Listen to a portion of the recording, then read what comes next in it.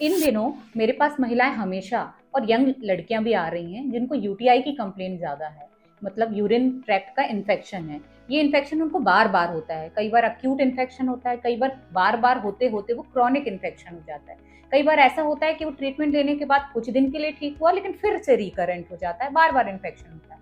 मैं रीवा में देख रही हूँ कि मेरे पास लगातार इस तरह के केसेस आते हैं और इसकी स्टडीज भी चल रही हैं और यहाँ से इंफॉर्मेशन हमारे डॉक्टर्स से लेके एक सिस्टम भी, स्टैट्स भी कलेक्ट किए जा रहे हैं कि क्यों ऐसा हो रहा है। तो इसके बहुत सारे कारण हैं, आइए जानें। सबसे पहला कारण है कि जो फीमेल का बॉडी पार्ट होता है वो इंट्रोइटस एरिया, उसमें यूरेथ्रा, वेजाइना और उसका फीमेल पूरा जेनाइटल एरिया बहुत ही नज़दीक होता है, जिससे इन्फेक्शन की संभावना बहुत ज़्यादा होती है।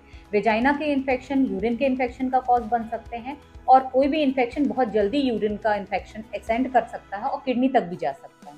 यूरिन के इन्फेक्शन के कारण मोस्टली बैक्टीरियाज होते हैं, जो हम सबसे पहले ये यूरिन का रूटीन टेस्ट कराते हैं जिसमें हमें पता चलता है कितने पस सेल्स हैं, कितने बैक्टीरिया हैं। यूरिन का स्पेसिफिक टेस्ट होता है जो यूरिन कल्चर सेंसिटिविटी टेस्ट होता है। इसमें हम यह पता लगाते हैं कि इसमें किस प्रकार का बैक्टीरिया है या किस प्रकार का कीटाणु है जिसके कारण हमको बार बार इन्फेक्शन हो रहा है और इसका कौन सा ट्रीटमेंट दिया जाए या इसके लिए कौन सी प्रिसाइज बिल्कुल सबसे सही सटीक दवा दी जाए और उस यूरिन इन्फेक्शन को हमेशा के लिए खत्म किया जा सके। यूरिन ट्रैक्ट इन्फेक्शन से बचने के लिए हमें ये ध्यान रखना चाहिए कि हम वहाँ की हाइजीन बहुत अच्छे से मेंटेन करें।